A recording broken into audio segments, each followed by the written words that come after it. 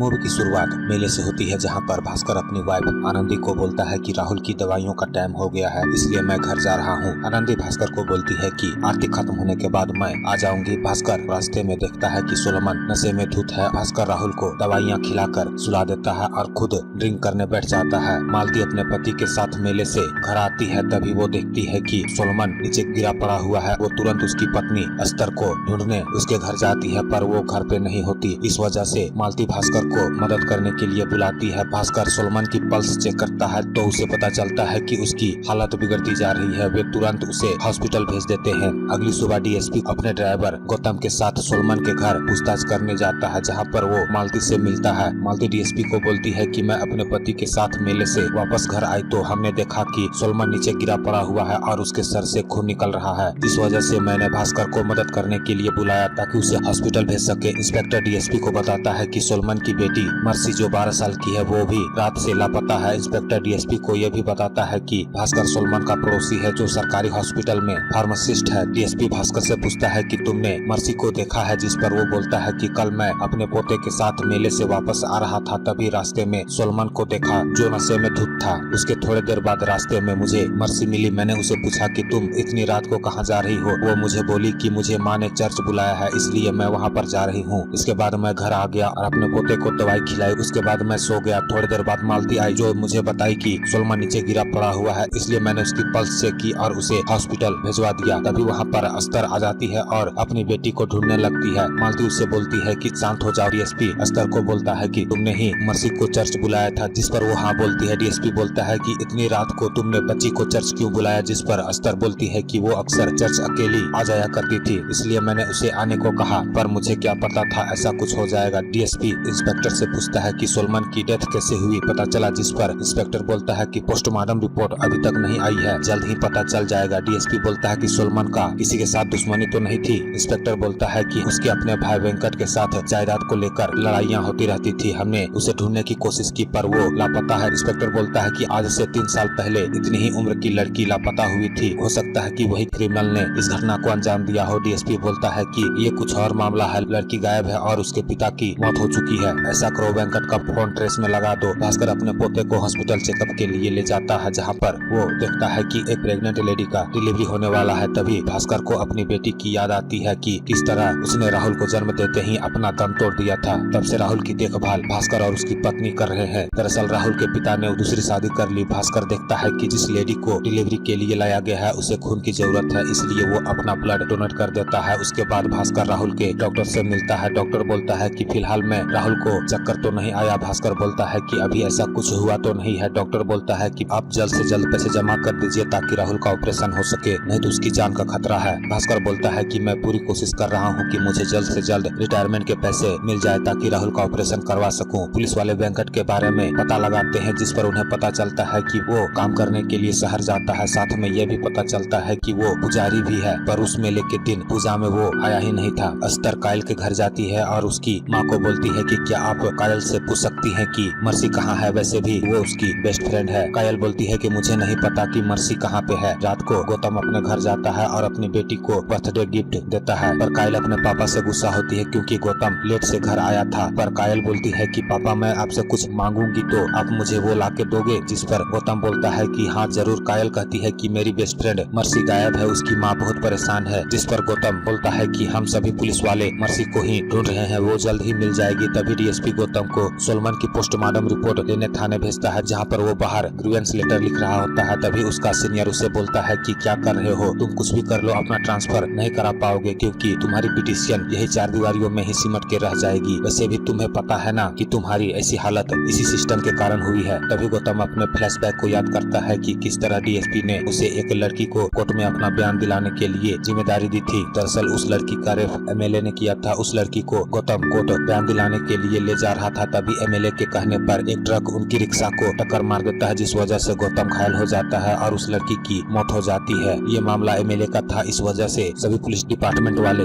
गौतम का साथ नहीं देते। इस कारण गौतम को सस्पेंड कर दिया जाता है, पर डीएसपी के सिफारिश के कारण उसे वापस से इंस्पेक्टर के पोस्ट से हटाकर डीएसपी का ड्राइवर बना दिया जाता है। गौतम देखता है कि भास्कर थाने में आया है। दरअसल डीएसपी ने भास्कर को बोला था कि वो थाने आकर अपना बयान दर्ज कर दे। वो इंस्पेक्टर के पास बयान दर्ज करा रहा होता है, तभी इंस्पेक्टर बोलता है कि तुम्हें उस दिन कोई ऐसा दिखाई दिया था जिस पर शक हो। भास्कर बोलता है कि जब मैं मर्सी से रात को रास्ते में मिला था, उसी के बगल में एक इंसान झाड़ियों में शराब पी रहा था। मुझे उस पे शक है, वो काफी दूर था इसलिए मुझे उसका चेहरा दिखाई नहीं दिया। भास्कर अपनी पत्नी आनंदी के साथ घर वापस आ जाता है। आनंदी भास्कर को बोलती है कि मैं जरा अस्तर से मिलकर आ रही हूँ। भास्कर अपने घर का दरवाजा लगाता है और डरते हुए फ्रिज का दरवाजा खोलता है। तभी हम उस फ्रिज में मर्सी की डेड बॉडी को देखते हैं। रात को भास्कर आनंदी को जगाता है और उसे सब कुछ बता देता है कि उस रात सोलमन अपनी बेटी मर्सी को लेकर यहाँ पर आया था। किसी ने मर्सी के साथ गलत किया था, इस वजह से उसकी हालत नाजुक थी। मैंने उसका ट्रीटमेंट किया पर वो नहीं बच पाई। ये जानकर सोलमन ने खुदकुशी कर ली। अगर वो जिंदा होता तो वो गवाही दे देता कि मैंने उसकी जान बचाने की कोशिश की थी, पर सोलमन रहा ही नहीं तो मेरी बातों पे कौन यकीन करता। मैंने सोलमन का पल्स चेक किया पर तब तक वो मर चुका था। तभी मालती अपने पति के साथ मेले से वापस लौट रही थी, इस वजह से मैंने तुरंत अपने कमरे में आया और मर्सी की बॉडी को फ्रिज में छिपा दिया। मालती सोलमन को खून से लथपथ देखकर वो मेरे पास मदद के लिए आई। मैं उसके पास नाटक करता रहा कि ये कब हुआ मैं नहीं जानता। मैंने सोलमन को लोगों की मदद से हॉस्पिटल भिजवा दिया। आनंदी बोलती है कि आप पुलिस को सब कुछ बता क्यों नहीं देते, जिस पर भास्कर बोलता है कि अगर मैंने ऐसा किया तो मेरी रिटायरमेंट पैसे फंस जाएंगे, जिस वजह से राहुल का ऑपरेशन नहीं हो पाएगा। ऑपरेशन हो जाने के बाद मैं खुद ही पुलिस को सब कुछ बता दूंगा। मर्सी की माँ अपनी बेटी मर्सी की बर्थडे पार्टी की वीडियो देखकर रो रही होती है। तभी हम देखते हैं कि भास्कर मर्सी को घड़ी गिफ्ट करता है, जिसमें हर 2 मिनट में उस घड़ी से टिक टिक की आवाज करती है। थाने में इंस्पेक्टर अपने जूनियर से बात कर रहा होता है कि हमें जल्द से जल्द इस केस को सोल्व करना होगा। इंस्पेक्टर बोलता है कि आज से 3 साल पहले मेले में शोभा नाम की 12 साल की लड़की अपने दोस्तों के साथ खेल रही थी और लापता हो गई। वो लड़की वेंकट के घर के पीछे रहती थी। उसी के अगले साल पवित्रा नाम की लड़की भी मेले से गायब हो गई थी, इसलिए सस्पेक्ट के तौर पर वेंकट से पूछताछ किया गया था। दरअसल उस बच्ची के किडनैप होने के कुछ दिनों पहले ही वो उस बच्ची के घर पे रिनोवेट करने का काम किया था और जो बच्ची मर्सी गायब हुई है वो उसकी भतीजी है, इसलिए डीएसपी को वेंकट के ऊपर शक है। तभी वहाँ पर गौतम आता है। इंस्पेक्टर गौतम को देखकर बोलता है कि तुम यहाँ क्या कर रहे हो, जिस पर गौतम बोलता है कि मुझे डीएसपी ने सोलमन की डेथ पोस्टमार्टम रिपोर्ट लेने के लिए भेजा है। ये जानकर इंस्पेक्टर उसे बाहर रुकने को बोलता है। तभी इंस्पेक्टर का जूनियर उसे बताता है कि वेंकट का लोकेशन थिरुकनचेरी में मिला है, इसलिए वो अपनी पुलिस टीम के साथ उसकी वाइफ के घर के लिए निकलता है। पर तभी इंस्पेक्टर को पता चलता है कि उसकी पेट्रोलिंग गाड़ी डीजल भरने के लिए गई है। इंस्पेक्टर गौतम को बोलता है कि चलो मेरे साथ। पुलिस वाले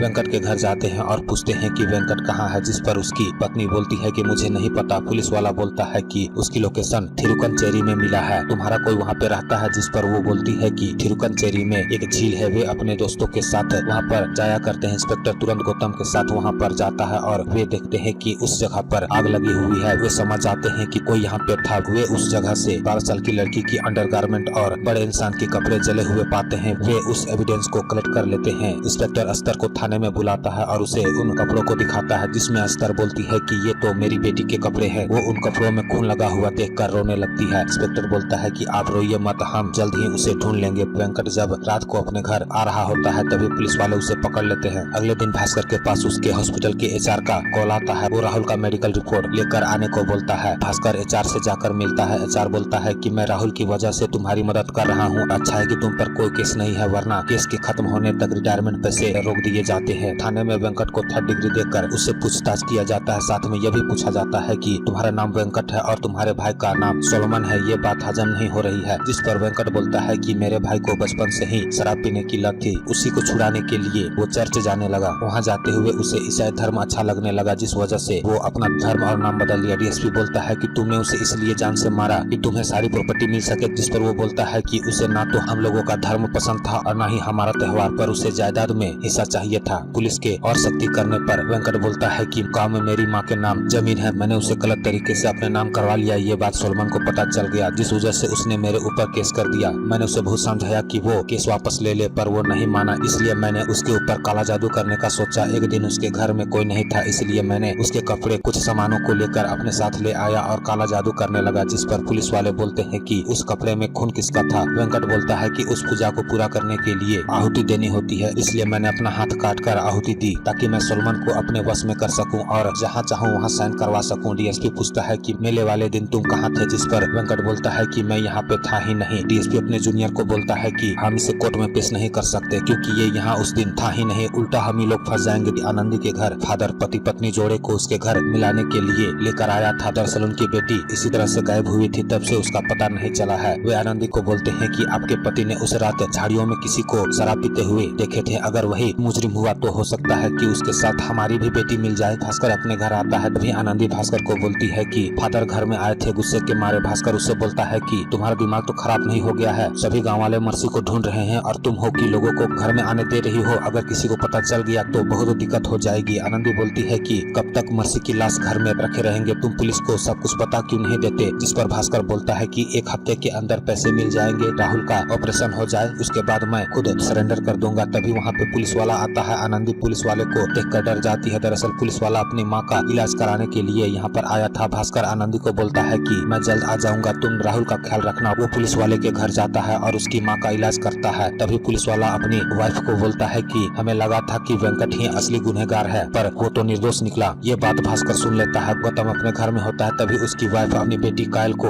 बोलती है कि तुम्हें लंच बॉक्स देती हूँ ना, तो फिर पेंसिल को क्यों चबाती हो? जिस पर कायल बोलती है कि ये मेरी नहीं है, ये तो मर्सी की है। वो ही पेंसिल को दिन भर चबाती रहती है। भास्कर हार्डवेयर स्टोर में एसिड खरीद रहा होता है, तभी गौतम वहाँ पर आ जाता है। भास्कर गौतम को देखकर डर जाता है। वो तुरंत एसिड लेकर वहाँ से निकल जाता है। गौतम को भी भास्कर पे शक होता है। भास्कर के पास कॉल आता है कि आपके पैसे 3 दिन के अंदर मिल जाएंगे। वो ये बात आनंदी को बताता है। तभी भास्कर देखता है कि फ्रिज खराब हो गया है, जिस वजह से वो अपनी पहचान के इलेक्ट्रिशियन को बुलाता है। इलेक्ट्रिशियन के आने से पहले भास्कर मर्सी की बॉडी को किचन के ऊपर छिपा देता है। इलेक्ट्रिशियन फ्रिज को चेक करता है तो वो देखता है कि फ्रिज का गैस खत्म हो गया है। इसलिए वो भास्कर को बोलता है कि आप मेरे साथ चलिए ताकि मैं सामान ला सकूं। भास्कर जाने से मना करने लगता है, जिस वजह से इलेक्ट्रिशियन बोलता है कि आप साथ नहीं जाएंगे तो मुझे लेट हो जाएगा। ऐसा करता हूँ कि मैं कल आ जाऊंगा, जिस वजह से भास्कर उसके साथ चला जाता है। तभी अस्तर वहाँ पर आती है और आनंदी को बोलती है कि मैं क्या करूँ माँ, मुझे लगा कि पुलिस ने वेंकट को पकड़ लिया है, इसलिए मर्सी जल्द ही मिल जाएगी। पर पुलिस के पूछताछ से पता चला कि वो तो उस रात यहाँ पे था ही नहीं। आनंदी उसे समझाती है कि सब ठीक हो जाएगा। तब तक भास्कर भी वहाँ पर आ जाता है और अस्तर को बोलता है कि तुम परेशान मत हो, सब ठीक हो जाएगा। इलेक्ट्रिशियन फ्रिज को ठीक कर देता है। गौतम थाने के हवलदार को हॉस्पिटल ले जाता है। दरअसल उसे एनीमिया की बीमारी है, इसलिए डॉक्टर उसे तुरंत ब्लड चढ़ाने के लिए बोलती है। गौतम रिसेप्शन में जाता है, जहाँ पर वो ब्लड देने वालों की डिटेल देखता है। उसमें वो भास्कर का भी नाम देखता है, जिस वजह से वो नर्स को पूछता है कि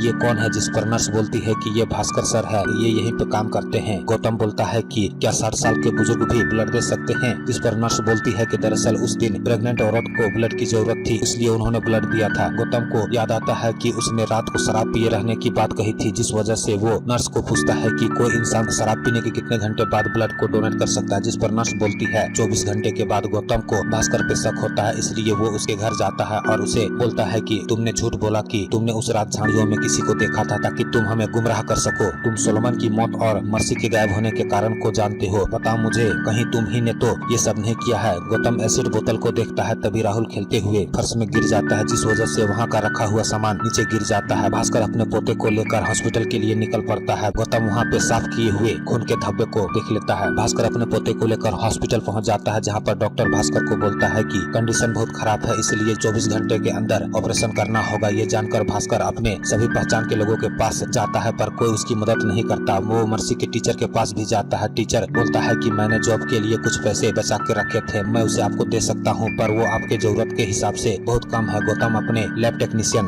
दोस्त से ब्लड टेस्टिंग किट लेता है। दूसरी तरफ भास्कर परेशान होकर अपने घर जाता है, तभी उसके पास प्राइवेट नंबर से कॉल आता है कि मुझे पता है मर्सी की डेड बॉडी तुम्हारे पास है। ये जानकर भास्कर कॉल कट कर देता है, पर दोबारा से वो कॉल करता है और भास्कर को बोलता है कि तुम्हें अपने पोते के इलाज के लिए पैसे चाहिए तो मैं जैसा कहता हूँ तुम वैसा ही करो, तुम मर्सी की लाश को जला दो। तभी घर के बाहर कुछ गिरने की आवाज आती है। भास्कर देखता है कि किसी ने 1 लाख रुपए यहाँ पर फेंक गया है। वो तुरंत मर्सी की डेड बॉडी को बैग में पैक करता है और अस्तर के पास जाता है। भास्कर बोलता है कि तुम अपनी हालत को देखो, कितनी कमजोर हो गई हो। भास्कर अस्तर के लिए ग्लूकोज लेने जाता है, पर हम देखते हैं कि भास्कर उसमें नींद की दवाई मिला देता है और अस्तर को पिला देता है। थोड़ी देर बाद वो बेहोश हो जाती है, जिस वजह से भास्कर उसे हॉस्पिटल पड़ोसी की मदद से भेज देता है और खुद अपने स्कूटी से हॉस्पिटल पहुंचता है। वो नर्स से पूछता है कि अस्तर की हालत कैसी है, जिस पर नर्स बोलती है कि इसे कमजोरी हो गई है। भास्कर अपनी स्कूटी को हॉस्पिटल में छोड़कर दूसरे से लिफ्ट मांगकर कुछ दूर तक जाता है। उसके बाद वो कार को भाड़े में लेता है और दूसरे जगह पे पार्क कर देता है। वहाँ से वापस हॉस्पिटल में जाता है और अपनी स्कूटी को लेकर के घर आ जाता है। वो मर्सी की डेड बॉडी को स्कूटी में रखकर जाने लगता है, पर गौतम रास्ते में भास्कर को देख लेता है। इस बात का फायदा उठाकर वो भास्कर के घर जाता है और टेस्टिंग किट से वहाँ के साफ किए हुए ब्लड का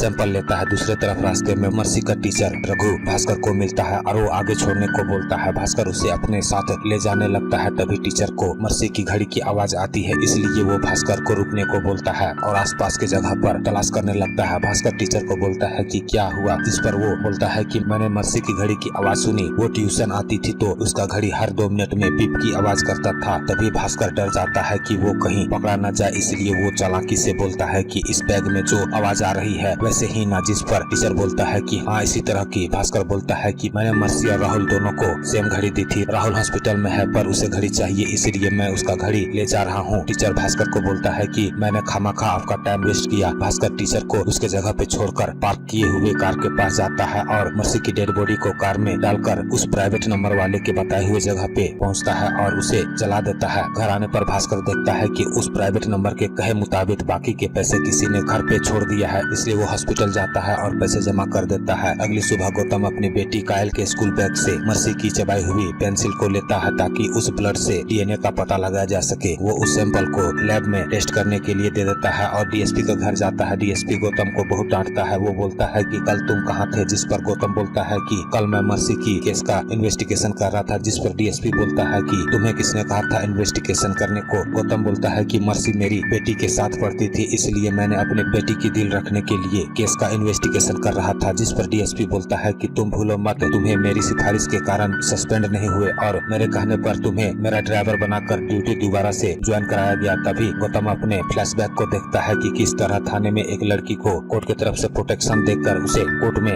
गवाही दिलाने का ऑर्डर मिला था। दरअसल इस लड़की से एमएलए ने रेप किया था। ये जानकर कोई भी पुलिस वाला उस लड़की को कोर्ट में गवाही दिलाने को ले जाने के लिए राजी नहीं हो रहे थे। वे जानते थे कि एमएलए उस लड़की को किसी भी हालत में कोर्ट नहीं पहुंचने देगा, जो भी उस लड़की के साथ रहेगा उसकी जान को खतरा है। इसलिए डीएसपी ने गौतम को कोर्ट तक उस लड़की को ले जाने के लिए कहा, पर रास्ते में एमएलए के कहने पर एक ट्रक वाले ने रिक्शे को टक्कर मार दिया, जिस वजह से गौतम तो बच जाता है पर लड़की की मौत हो जाती है। सभी पुलिस वाले सारा कसूर गौतम के माथे डाल देते हैं, इसलिए गौतम की नौकरी खतरे में पड़ जाती है। हॉस्पिटल में भास्कर को देखते हैं। डॉक्टर भास्कर को बोलता है कि ऑपरेशन तो सक्सेसफुल रहा पर 18 घंटे हो गए हैं फिर भी राहुल को होश नहीं आया है, जिस पर भास्कर रोने लगता है। डॉक्टर बोलता है कि आप फिक्र मत कीजिए, आपने सभी का भला किया है, राहुल को जल्द ही होश आ जाएगा। अगली सुबह एक चरवाहा उस जले हुए लाश को देख लेता है, इसलिए वो पुलिस को इन्फॉर्म कर देता है। पुलिस वाले वहाँ पे जाकर सैंपल कलेक्ट करते हैं। न्यूज वाले इस खबर को अपने चैनल में चला रहे होते हैं कि एक चरवाहे को जली हुई लाश मिली है, जिसे देखकर लगता है कि ये किसी 12 से 13 साल के बच्चे की हो सकती है। साथ में ये भी बताते हैं कि उसी गांव के आसपास 3 लड़कियां भी गायब हुई हैं। उस कंकाल के डीएनए मैच कराने के बाद पता चल पाएगा कि